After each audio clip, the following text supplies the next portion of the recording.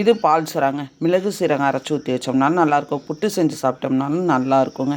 அடுத்தது ஊடகம். இதுவும் குழம்பு வறுவல் ரெண்டுக்குமே அவ்வளோ ருசியாக இருக்குங்க. இது எல்லாமே மீடியம் சைஸ் இறாலுங்க. இதை நீங்கள் குழம்பும் வைக்கலாம், பொரிக்கவும் செய்யலாம். ரொம்ப பொடிசு கிடையாது, இது மீடியம் சைஸுங்க. அடுத்து வர்றது இது சின்ன இறால். இதுவும் ருசியாக இருக்கும்.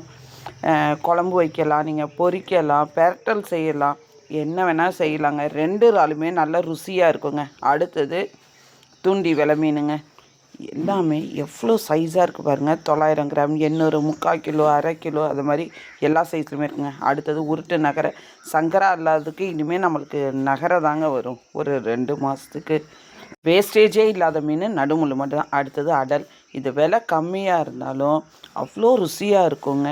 குழம்பும் வைக்கலாம், நீங்கள் பொரிக்கவும் செய்யலாம். அடுத்தது வெள்ளைப்பாறை, இளம்பாறை. ருசியான மீன். நீங்கள் முழுசாக குழம்பு வைக்கலாம், பொரிக்கலாம், இல்லை பீஸும் போடலாங்க.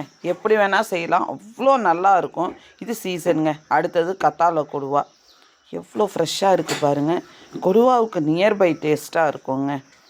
இதை வெள்ளை கொடுவான்னு சொல்லுவாங்க. அடுத்தது ஒரிஜினல் கடல் கொடுவாங்க. இது இதோட ருசிக்கு முன்னாடி வேறு எதுவுமே வர முடியாதுங்க. அவ்வளோ அருமையாக இருக்கும். போன்லெஸ் போட்டிங்கன்னா அவ்வளோ அருமையாக இருக்கும். முள்ளே இருக்காது. குழந்தைங்களுக்கு கொடுக்குறதுக்கும் உங்களுக்கு அவ்வளோ நல்லா இருக்கும். குழம்பு வச்சாலும் சரி, தேன் மாதிரி இருக்கும். வறுத்து சாப்பிட்டாலும் அவ்வளோ ருசிங்க.